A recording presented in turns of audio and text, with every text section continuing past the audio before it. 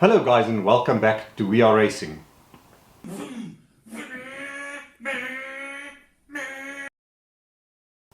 In tonight's video, we carefully and expertly modify an alternator to fit. Well, almost fit. We mount an oil filter and we put the exhaust back on to see that everything fits as it's supposed to. For those of you with a keen eye who have noticed my change in a tire, yes, this is future me. We messed up a few videos, so I had to re-record this and a couple of other things and then edit them in, because that's how TV works.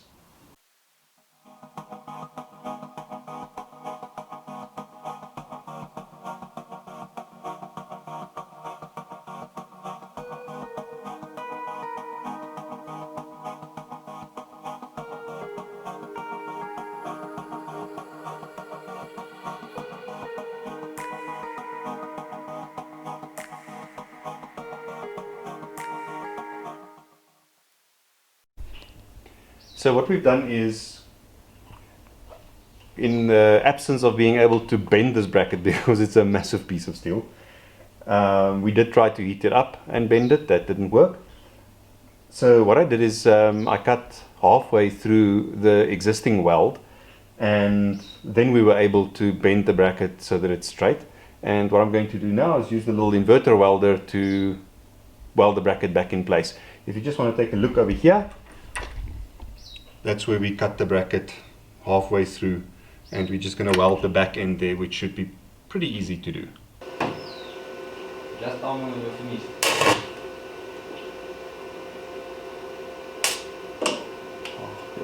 It's a Porsche.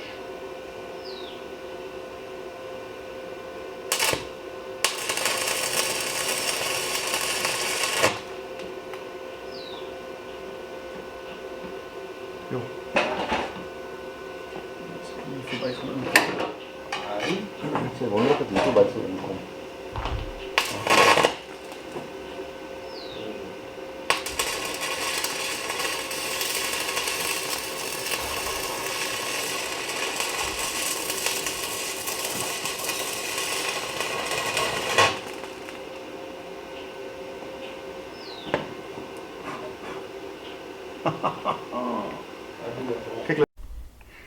So this is the adapter plate in question that we've been talking about. It screws on here in place of the original adapter where the oil filter used to sit. Let me show you that one quickly. And it is way bigger. So you can see if the exhaust sits there and this sits on the motor, there's just no ways that you would actually fit anything in there. So the plan is as follows. We will get a 90-degree bend to go onto this hook over here, and both pipes will just relay to a point on the body over here where we're going to install the new oil filter. I'll show you that later. One of the advantages of building a car is that when you're done and you've spent all your money and you realize the amount of money that you've actually spent, you can go and work at a circus as a contortionist to make up the cash, because the things you learn and do while building a car.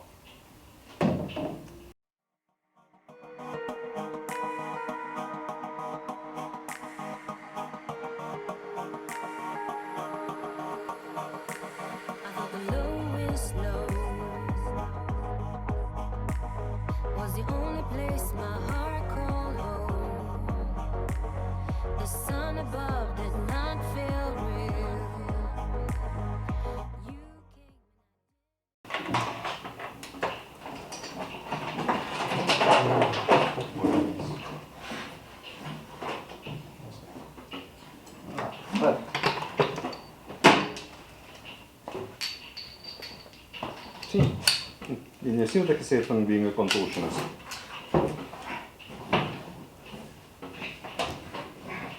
That's what I meant with being a contortionist. As the moon when it came too low, not knowing how to fill my heart.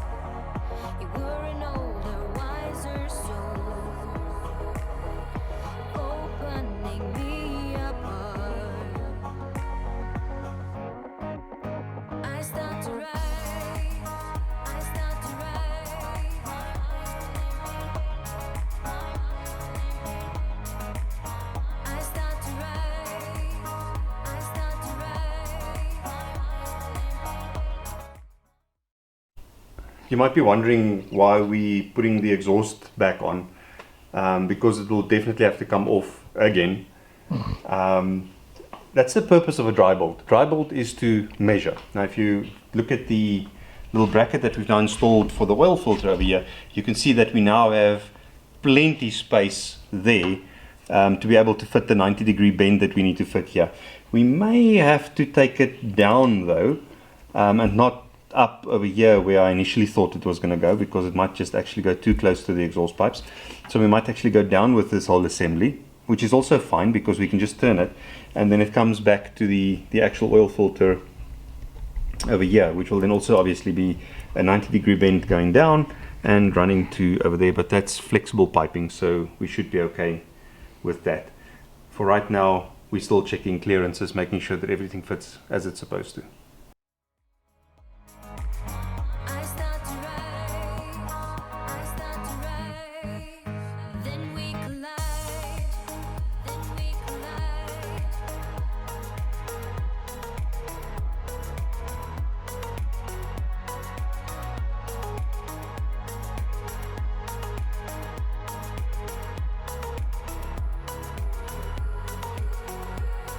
I looked for daydreams in A top tip is to fit the coupler of the exhaust here before you tighten up the bolts on the actual manifold. Otherwise you're not going to fit this yoke. It's much less effort. Right, so we've actually achieved quite a few things. The exhaust being back in place now, you can see that there's sufficient space here for the oil connectors to run through to the actual oil filter, which we're going to mount over here. We've managed to fix the bracket of the alternator, which was the reason for removing the engine mount, and we've also managed to make that straight, to straighten out that mounting bracket at the bottom, which was a problem. I do think we will still have to cut into the alternator, which we're going to do next. And this is the oil pressure switch sitting here, so there's sufficient space for that. So pretty much everything's starting to fit as it's supposed to, and that obviously is the dry build process, is to make sure that stuff fits and that you can actually get it in there. So you test fit over, remove, put it back, remove, put it back, until everything fits as it's supposed to be, and then we do a tear down and torque in all the bolts and put everything in place for the final assembly. We've run into a pretty serious problem here. So what you're looking at is the alternator, and then of course the tensioner mechanism that goes across the top over here. And what's happening is the tensioner mechanism is catching against the alternator over there, and it effectively pushes the alternator back a little bit. You can see that from the angle that's happening over here, and that has an effect where the alternator is now pushed back a little bit. So what we're planning to do is I want to see if this is solid metal, and then there where I drew the line, I'm going to just cut back a little bit on the alternator on the metal, so that this yoke has a place to fit, and the alternator then ends up being straight. Okay, so on closer inspection, this is just one chunk of metal. So we're just going to grind back very carefully using a Dremel tool to make space for that bracket to actually fit in there. So as explained, what we want to do now is grind back a little bit of the alternator over here, so that that little bracket fits in here. Although we've now straightened out the alternator, we're still going to have a problem with that bracket pushing up against here when we have to adjust it. So we're just making a little bit of space, and there's a lot of meat on the edge of the alternator over here, so it really won't make a difference that we take a bit away there. Absolutely beautiful. Now, this is not sponsored at all, but I can tell you that this Dremel, one of my favorite tools in the garage. It is just so versatile. And this is the result of all of that grinding and fiddling and whatever. We've now got the tensioner bracket spaced in here. Because the alternator is now straight and lining up, it now fits on the back and not around the front anymore. So the grinding that we did here was completely useless. But we had to grind just a little bit away from the body of the alternator over here for this unit to fit. It makes it a lot easier for adjustment later. The belt that we're using is just too short. The other belt that we have is just too long, so we need to get a belt that's in between these two. I'm guessing something that's probably about 1 centimeter, or what's a centimeter? It's about 1/3 of an inch longer than this one, because right now the positive terminal over there is fouling on the bracket. Can't have that. That's not a good situation, and we literally need to move it 1 centimeter. So cool. Top result. I'm going to try and get this video with my cell phone rather than the proper camera. The situation here is that the lobe on this tensioner unit over here is pushing up against, and for the love of me I can't get it there, is pushing up against the alternator, causing a situation where we can't really adjust the alternator much further than what it is right now. Fortunately, the belt is tight enough, so we're sort of okay there. The problem being, of course, that we want to get a belt that is slightly longer than this, maybe 1 centimeter or 1/3 of an inch longer than this specific belt, so that the alternator can get out from underneath the bracket over there. So all the little issues that we're dealing with at the moment.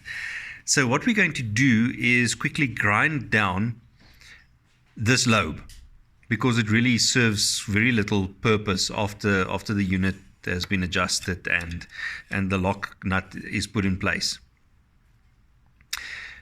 We are going to use some redneck engineering for this, because we don't right now have access to a lathe, which means we can't put this into a lathe to turn it down or make it shorter, make it smaller. Watch the space. So this is the redneck move we're talking about, and I don't recommend that you try this at home. We are trained professionals. I've put the tensioner unit in the drill, and Brendan's going to hold the grinder for me so that we can work down this evenly, hopefully. Let's try. While trying to hide from the daytime. That's exactly what we're looking for, just a straight bit of piping, which obviously needs to cool down now before we can actually use it. Awesome. Yeah. Alrighty, and that's going to be a wrap for today's video regarding the alternator. It's not right by any means. There's still a few things that we need to do here. I'm thinking we can move it back ever so slightly, as in that direction, and we definitely need a slightly bigger fan belt to get better clearance on the nut there. We've got a few more things that we want to do, like sort out the path for the oil pipes. In the meantime, in the absence of having the correct spares, what we're going to do is carry on with some wiring videos. So let's see if we can get that done. Thank you. Like and subscribe. Please remember that life is too short to drive boring cars.